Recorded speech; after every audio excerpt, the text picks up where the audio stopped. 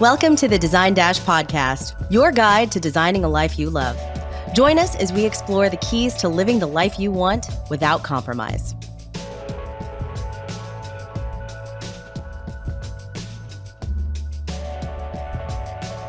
Welcome to the Design Dash podcast, your guide to designing a life you love. First, a shout out to our sponsor, Monogram Appliances, who are general rock stars to begin with, but also even more amazing because they are working with us. They're great partners. I have Monogram Appliances in my own home, so I have very personal experience with them. Their team is fabulous. And their three main pillars really align with what we believe in at Design Dash. They believe in materials, performance, and ownership. And each of these uphold their commitment to high quality and innovation and their ongoing relationships with designers, us. So we really love Monogram. We believe that relationships and community are everything at Design Dash. And that idea of ownership really resonates with us. Design Dash is all about aspiration and action because that's the foundation of designing a life and making it happen. So what are we going to talk about today? This is a really important topic for me. I actually just wrote a blog on this on designdash.com just a few months ago. And today we're going to be discussing authenticity in the workplace. First of all, what does it mean? Is authenticity critical to feeling fulfilled at work? And if so, how can we achieve it? So I thought that we could start out a little bit with, okay, why is this so important to me? Why did I write this blog? And if you read the blog, you'll know that I've been working now, years and years and years, 15 plus years now. And I think that my views on authenticity in the workplace have changed. And I think they really started to kind of coagulate into something that made sense for me when I actually started to take on leadership roles. And especially now that I'm COO at Laura Yu Design Collective and of course co-founder here at Design Dash, managing 7 people. What does authenticity mean?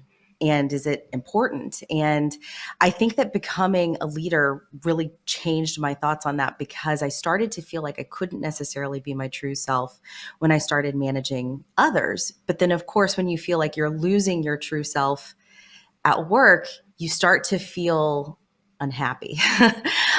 So I think that for me to be authentic at work, it can mean a variety of different things. And we'll probably talk about that in a second. But I wanted to ask you, Laura, because I don't know if you struggle with this at all, but what does it mean to be authentic for you at work? And maybe you do.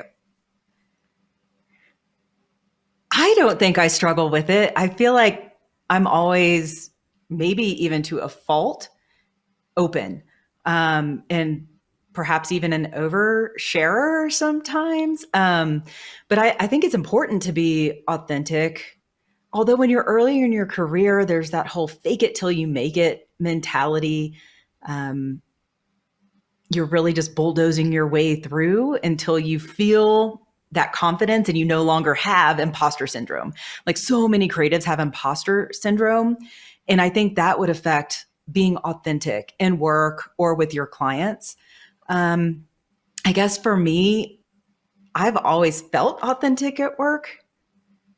You interact with me every single day. And I think you can attest to the oversharing situation, but I don't know. Then I'm also wondering, like, what's outside perception? Am I perceived as authentic?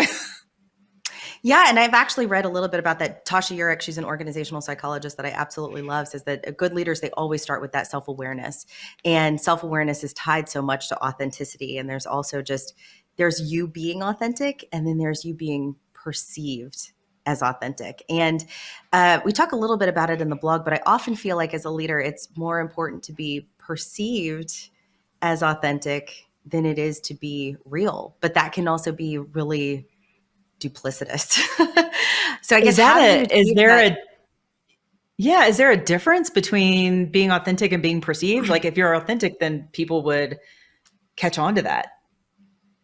I think that there is, and this is something that I employ, but it's a mask, I think, that I take on at work. And I've started to get a little bit better with realizing that it's not necessarily a negative thing. I used to think that if I wasn't my true self 100% of the time, then I was doing myself a great disservice and that I was living some life that really wasn't my own. But I think that now I've realized that I have there are different roles that I play. I'm obviously a very different person with Magnolia, my daughter, than I am with my husband. But that doesn't necessarily mean that I'm not being myself with her and that I am with him. And so I kind of take that into work, is that I put on my COO hat, or, my marketing director hat when I'm working with Michelle, for example, and that's okay. Those people or those roles are a little bit different than each other. And I think it just means that we're just multifaceted, complicated individuals, and that's okay. I do still feel like I hide a lot of my true self at work just out of necessity, because maybe if I did reveal some of those things, my team wouldn't respect me as much, because I'm a lot more irresponsible in my personal life than I am at work. But I think that's okay too. There are just some things that you don't have to reveal. But again, I'm pretty private. I don't wear a lot of stuff on my sleeve. Yeah, so you said a lot there. So like, to unpack it a little bit, this idea of a mask, I don't know that I have that mask. I can see wanting to have some separation, and maybe it's like it's a reining it in of your more free self in your personal life, and you Yeah. kind of rein that in a little bit at the office. But I think it's also feeling out the situation and adapting and adjusting to the people that you're interacting with, because not every single person is going to be comfortable with your real personal self, as they would with more of your professional self. I don't know that I have such a line drawn between the two. I think that this probably sounds like I'm a sociopath, but a little bit of a chameleon, where I can adapt to situations, and adjust my reaction to others and how I'm presenting myself based on them and those outside influences. I think that's probably, just as humans, what everyone does. Maybe I do it to a larger extent. I don't know. These are all big questions. I think you, in writing this article, you referenced some research on this. So can you talk about that a little bit? Yeah, we came at it, and I say we because I wrote it with Elizabeth. She's our fantastic editor in chief here at Design Dash. We came at it looking at from a cultural perspective. So in Japanese culture, which of course is notoriously very polite compared to how we are here in North America, they have the concept, and I hope I'm not butchering this, but hone and tatemae, which is you have your personal and your private life, like a personal and private mask. And there's a part of that that's done, of course, to interact and be accepted within this overly polite society, but also this sort of reverence for what it's like to have a personal life that's separate from that. And we wrote a little bit about Western cultures kind of we really emphasize individualism. It's not, this word often blunt and not polite. And we appreciate and often value directness. And so this concept of having separate private and public lives can often seem really disingenuous. And I think that that's how I felt in the beginning of my career. And first, when I started becoming a leader, they're like, oh, I do put on a different mask in this role. Does that mean that I'm just full of shit? And I think that maybe that's the imposter syndrome as well, is that, oh, okay, I'm pretending almost is how. And so you never get that feeling of like, oh, I'm pretending to be CEO right now. Oh man. I mean, I guess because like the traditional CEO is always in control and has this level of command.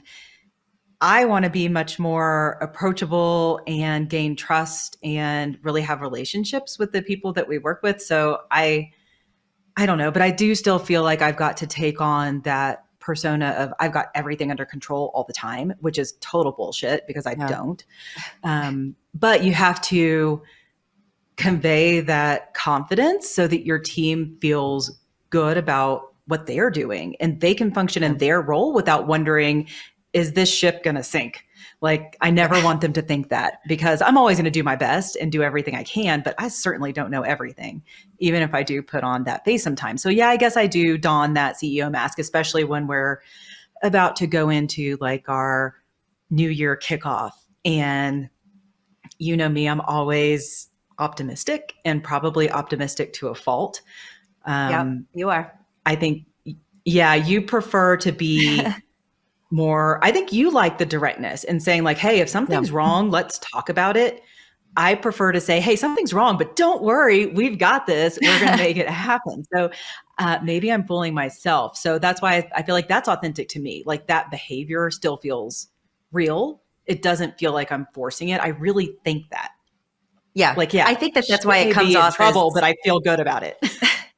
I think that that's why for you, it comes off as confidence. If I were to do that, it would not feel genuine because that's just not my approach. And I that's also think okay. too, And yeah, go well, I ahead. was going to go into the fact that we're in such an image focused industry, being in interior design. And another thing that we talked about in that blog as well is kind of this idea of acting in bad faith, which I don't want to go into the big philosophical discussion. But I think that oftentimes that we run into that, or I do, that authenticity situation because there is this idea of what it's like to be in the design industry, what you should look like, how you should appear. I think that you can talk about it with clients. Like, oh, I can say it for myself. When I first started working in this industry and you pull back the curtain and you see how everything really works, all of the glamour just dissolves. Like everything is just gone. But outwardly, there's this perception of glamour, and every day we're going to beautiful places. We're off in Paris and we're shopping at these wonderful furnishings manufacturers. But yeah, one of the things that Sartre really talks about is acting in bad faith, and he has I think it's an anecdote that's been kind of panned now, but going to a restaurant and seeing a waiter act too much like a waiter. You know, he was moving too snippy and too fast, and was overly polite and wasn't necessarily himself. And I think that sometimes in the design industry, we feel like, well, we've got to eat at a certain place, we've got to shop at a certain shop, we've got to wear a certain designer in order for people to take us seriously. But really, we're just acting within that role. Like maybe I don't want to eat there or don't want to wear this. I just want to be myself. And so, but at the same time, I think there are people who authentically embody exactly what that designer looks like. And maybe it's that alignment that makes them so successful. And maybe that's why I'm not a designer. Yeah, I mean, I get what you're saying. So, like for example, going to Paris or whatever, we're going to eat at some really fabulous places because I want to eat there and you're going to love it. So, does that mean we're not going to like pop into some mom and pop that, you know, is not super fancy? Yeah, probably. Like at lunch, we're going to go wherever we feel like, but we're going to have some pretty badass dinners.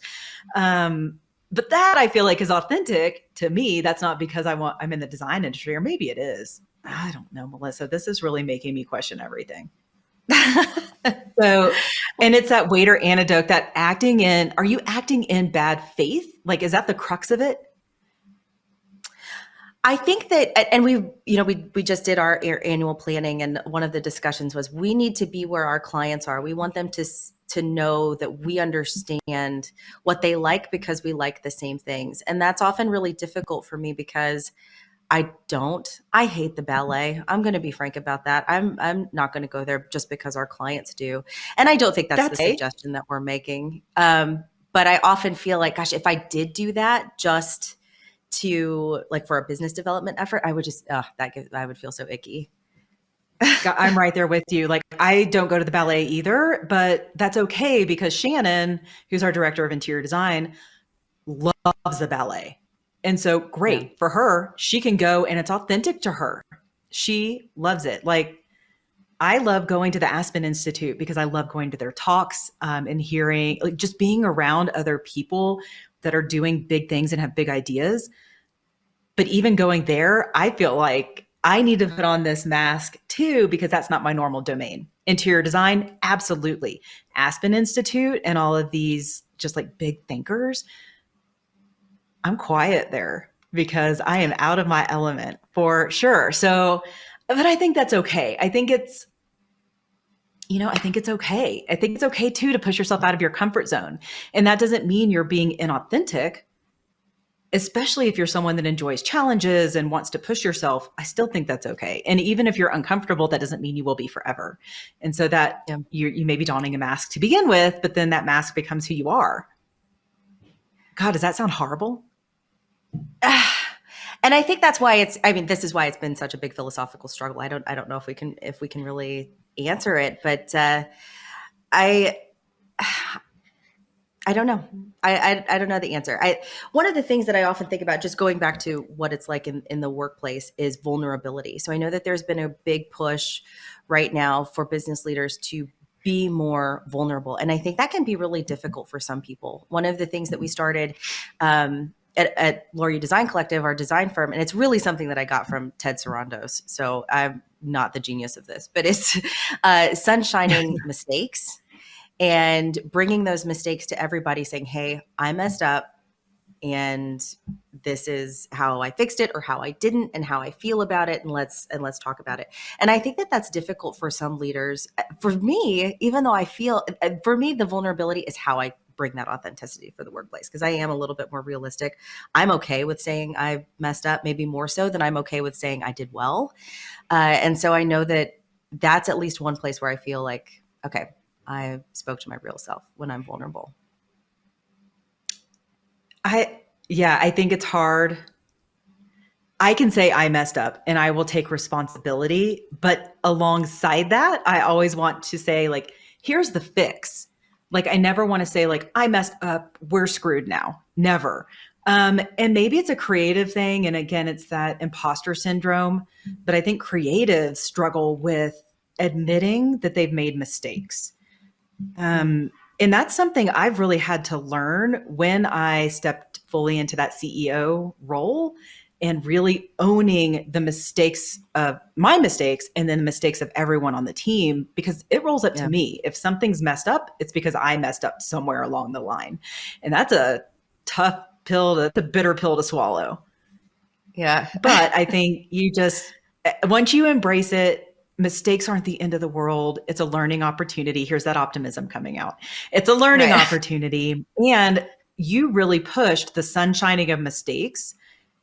And it took the team some time, and they're still working on it, to embrace that and put it into practice. And it's also taken us as leaders reinforcing it and repeating it again and again and again, and saying, like, it's okay to make mistakes.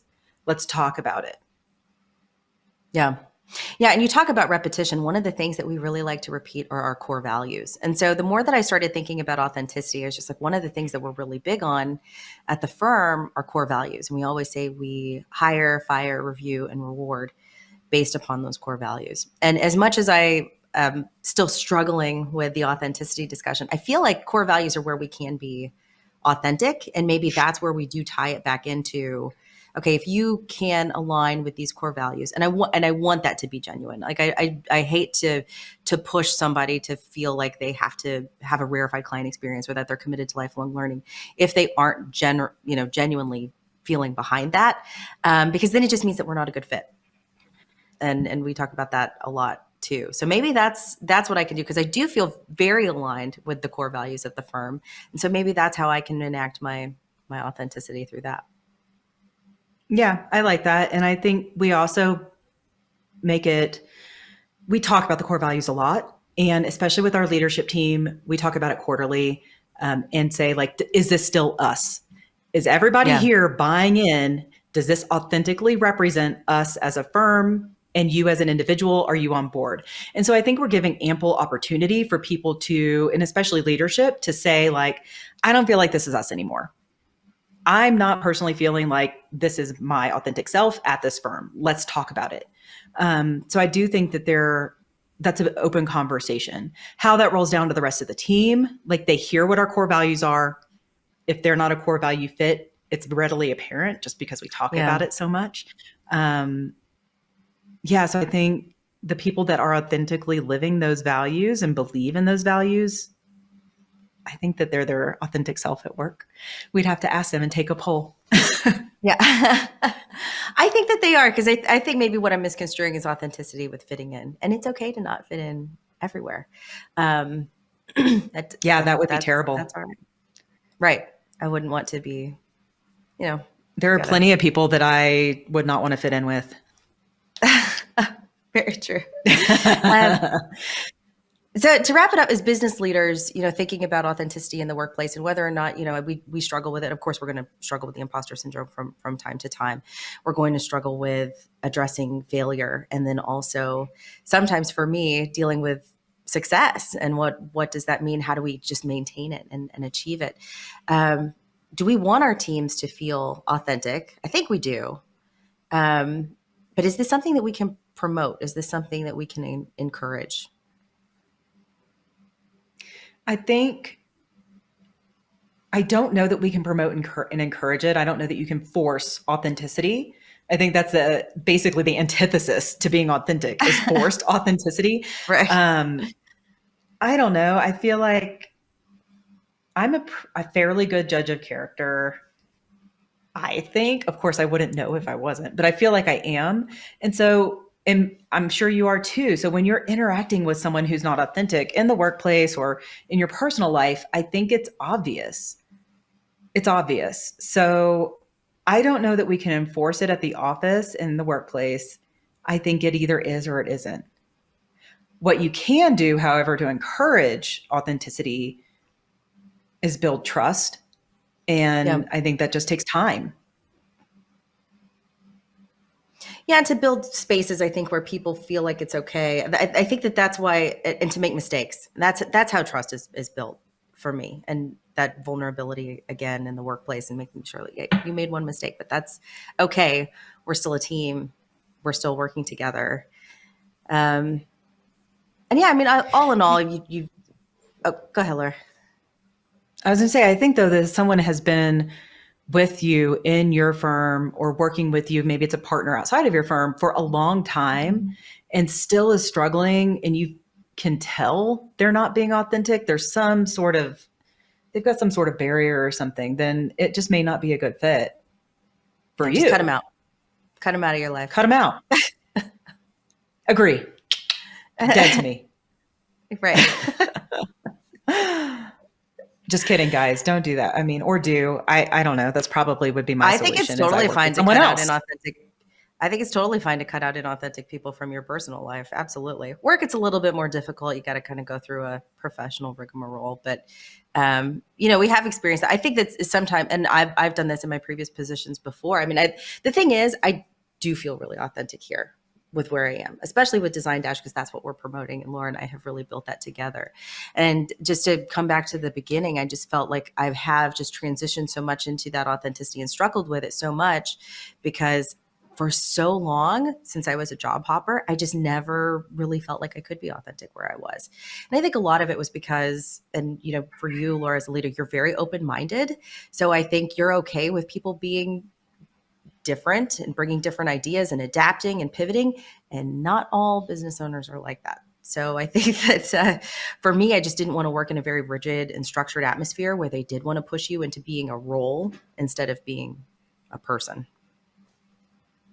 Well, welcome to Laura U Design Collective 6 years ago, Melissa, and Design Dash, because that's the culture we're building with both companies. And I think that, that's a good way to end it, is just being authentic.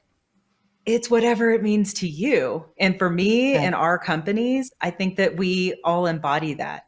And our team does too. And if they don't, then they're going to go find a place where they can be authentic. And I think that's okay. Or seek out therapy, which maybe that's the conclusion of this, is to go seek therapy. That's what I need. Work on my imposter syndrome, come back. I don't know. Imposter syndrome, I think, pushes us to do great things. So I don't think it's necessarily a negative. Oh, that's a topic for another time, because that's something I still struggle with. So we're going to have to come back to that. Let's write that down. We're going to talk about that. But thanks for joining us today. And we'll catch you on the next Design Dash podcast with a guest or with just me and Melissa chitty-chatting about imposter syndrome and therapy. Thanks. Have a good one. Thanks, everybody. Thank you for listening. Make sure to check out our next podcast, coming live next week on Spotify, Apple Podcasts, or wherever you get your podcasts.